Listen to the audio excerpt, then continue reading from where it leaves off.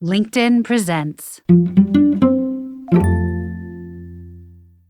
When you feel let down by the conventional healthcare system, you may think there's no harm in trying supplements or other alternative, wellness-oriented treatments, which are framed as being natural, holistic, and gentle. Unfortunately, they're not as harmless as they're made out to be. Happy Wednesday, friends. I'm Michael Kovnat, and this is the Next Big Idea Daily, quick masterclasses from the best new books written and read by the authors themselves. Now remember to hit follow in your podcast player so you can get our future episodes and sign up for our newsletter using the link in the episode notes. So are you into wellness? The popular term seems to suggest an ideal approach to health, but the fact is the multi-trillion-dollar global wellness industry includes plenty of junk science and downright fraud. Here to pull the lid off is Christy Harrison, journalist, dietitian nutritionist, and intuitive eating counselor. She joins us now to share some big ideas from her 2023 book, The Wellness Trap: Break Free from Diet Culture, Disinformation, and Dubious Diagnoses and Find Your True Well-Being. Here she is.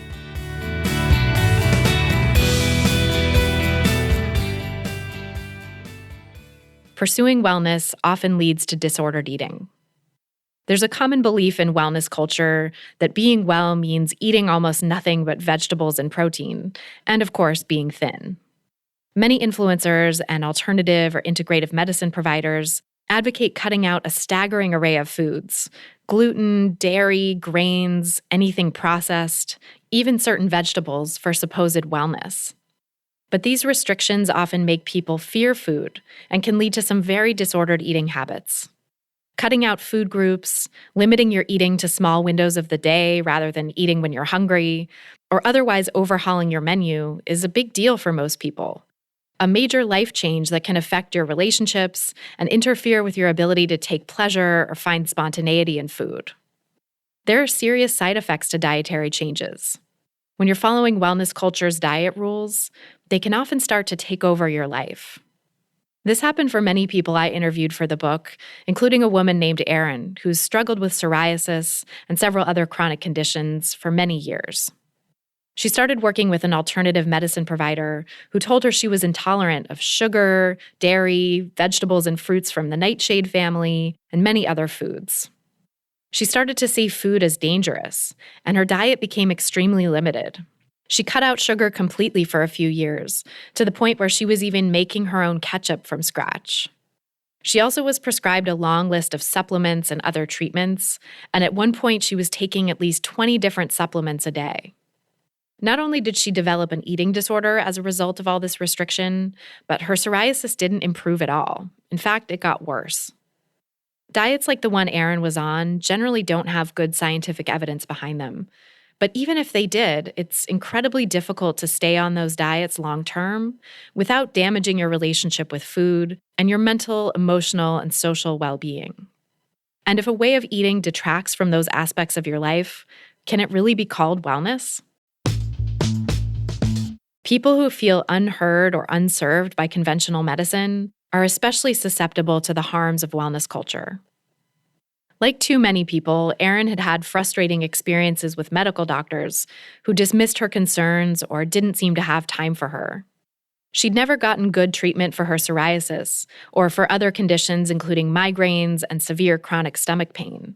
So when she started working with a naturopath, it felt like finally she was going to have someone listen to her, take her symptoms seriously, and figure out what was going on. Many people have similar reasons for being attracted to complementary, alternative, and integrative medicine, a $413 billion segment, about a tenth of the $4.4 trillion wellness industry.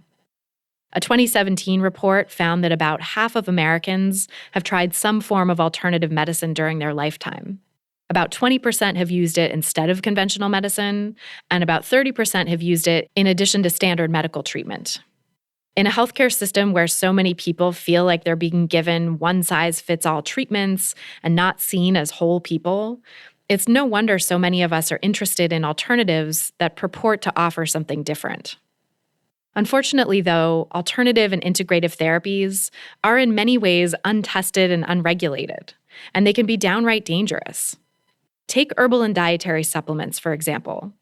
Supplements are legally prohibited from being tested for safety and efficacy before going to market in the US, the result of a 1994 law that was enacted thanks to significant supplement industry lobbying.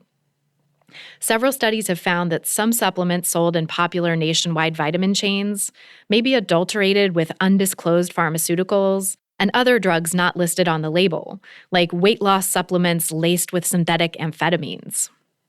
Even when a supplement is found to be unsafe, FDA recalls and warning letters to manufacturers often don't result in any changes.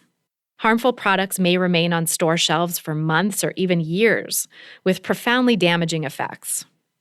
One study found that supplements contribute to 23,000 emergency room visits every year, with more than 2,000 of those people, 9%, going on to be hospitalized. Many people are wary of big pharma, sometimes with good reason, although sometimes those fears are being whipped up by someone trying to sell you something. But at least pharmaceutical drugs are regulated and required to be tested for safety and efficacy before going to market. With supplements, that's not the case. When you feel let down by the conventional healthcare system, you may think there's no harm in trying supplements or other alternative, wellness-oriented treatments, which are framed as being natural, holistic, and gentle. Unfortunately, they're not as harmless as they're made out to be. I'm Tomer Cohen, LinkedIn's Chief Product Officer. In my new podcast, Building One, I interview some of the best product builders out there. People at the intersection of dreaming and building and learning. Together, you and I will learn from their experiences. If you're just as curious as I am, follow Building One wherever you listen, and check out the conversation on LinkedIn. Wellness approaches can distract from the true cause of illness. I interviewed a woman named Jennifer, who struggled for several years with digestive issues, including constipation, bloating, and pain. Feeling frustrated by a lack of answers from conventional healthcare providers, she turned to a functional medicine nurse practitioner who put her on a strict diet and supplement regimen, believing her issues stemmed from a supposed gluten intolerance, a common belief in many corners of wellness culture, even though Jennifer had no signs of it in blood tests. At first, Jennifer felt heard and understood by this provider, but then she had another bad flare-up of her digestive issues. Except this time, she started experiencing a new kind of pain that was sharp and persistent. She mentioned this to the functional medicine nurse practitioner, who chalked it up to systemic inflammation and said, essentially, that's just how it goes. Feeling dismissed yet again, Jennifer sought out another provider, this time a mainstream physician who specialized in digestive disorders. This new gastroenterologist actually did an abdominal exam, something the functional medicine practitioner had never done, and thought it might be her gallbladder, so he sent her for an ultrasound the following day. What they found was far worse. It turned out to be a rare but aggressive type of tumor, located in her pancreas and interfering with critical blood vessels.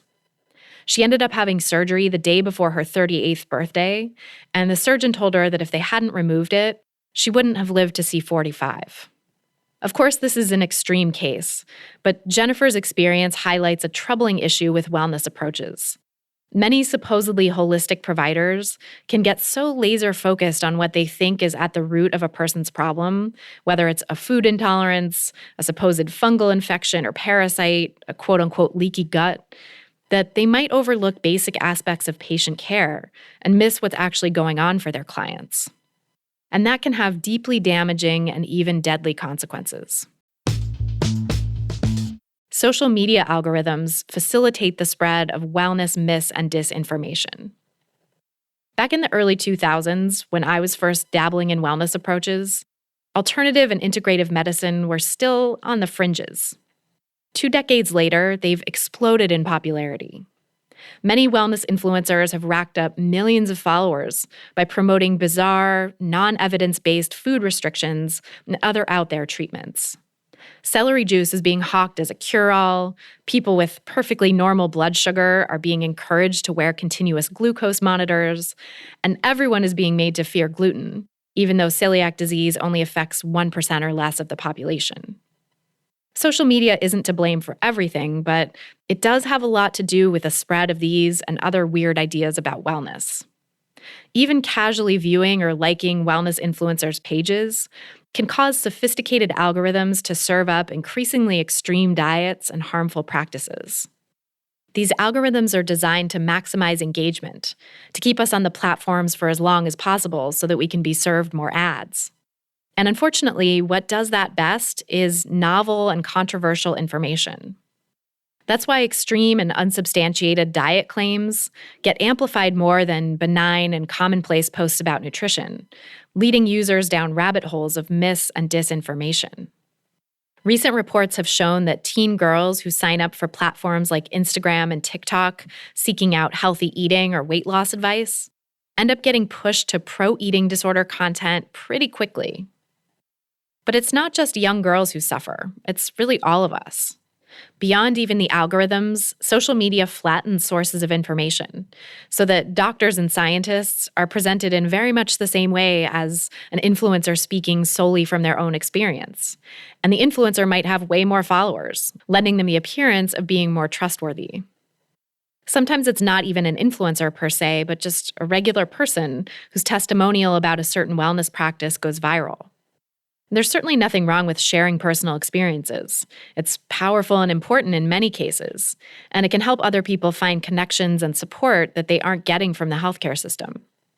But in matters of wellness, it can be really dangerous to model your own behavior on a social media personality whose only real evidence is "this worked for me." This flattening of information sources also creates a relativism that can easily be exploited by purveyors of mis- and disinformation. Not only does social media often give greater reach to influencers who may not know what they're talking about, but it also places well-conducted scientific research on the same footing as anecdotes and non-peer-reviewed preprint studies, blurring them all together in one endless scroll. In the process, it can create the illusion that all of these sources are equally valid, which may allow false information to gain traction. We can free ourselves from the wellness trap. Lest this all sound too bleak, know that there are some helpful strategies for navigating wellness culture, and I'll share a few of those with you shortly. But before I do, I just want to note that individual behavior alone is not enough to free us from the wellness trap. We need change at the cultural, institutional, and policy levels to help undo the harms of wellness culture and create a society that truly supports well-being for everyone. There are a number of actionable things you can start doing right now to help keep from getting ensnared in the wellness trap.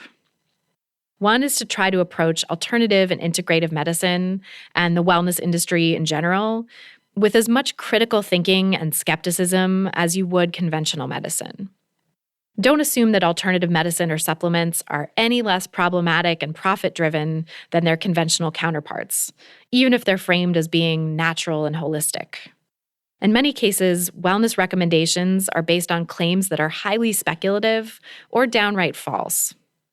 It's completely understandable to want relief from symptoms and to feel unheard or underserved by the conventional healthcare system, but just remember that the wellness industry capitalizes on those feelings, and be extremely wary.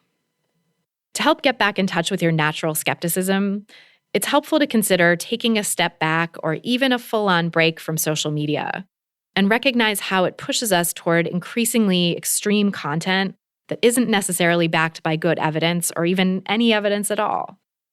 You might reflect on how social media pulled you down rabbit holes you hadn't planned on visiting, and spend some time getting back in touch with your own deeply held beliefs and values, without the influence of algorithms. In addition to setting limits on technology, it can be helpful to set boundaries with the people in your life, including perhaps conveying to any wellness culture adherents in your orbit that you love and support them, but that you're on a different path. If your friends and family members can't stop talking about their latest wellness plan, candida cleanse, or autoimmune protocol, you might share with them that those types of things have been harmful to you, and that for the moment at least, you'd rather not discuss the topics of health and wellness. Finally, when you do come across wellness information online, you can use a method called SIFT, which was developed by a researcher at the University of Washington named Mike Caulfield, who studies digital media literacy. SIFT stands for its 4 steps: stop, investigate the source, find better coverage, and trace claims, quotes, and media to the original context. SIFT is meant to help people think twice before reflexively sharing or acting upon unverified information. The process involves quickly moving away from the actual content of the misinformation and focusing on the context so that you're not wasting precious time trying to dissect dubious sources, because that's exactly what peddlers of disinformation want you to do. The goal of disinformation is to capture attention, and critical thinking is deep attention, Caulfield wrote in 2018. Whenever you give your attention to a bad actor, you allow them to steal your attention from better treatments of an issue and give them the opportunity to warp your perspective.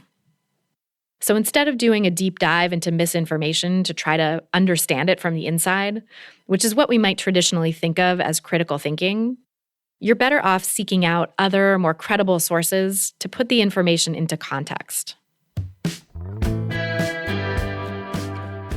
Thank you, Christy.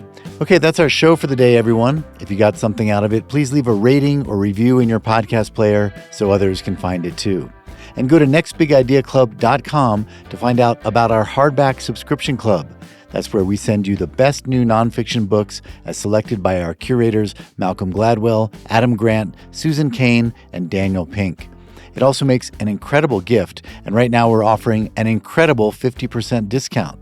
Check it out at nextbigideaclub.com and use the code DAILY50 to get half off. That's nextbigideaclub.com and use the code DAILY50. I'm Michael Kovnat. See you tomorrow.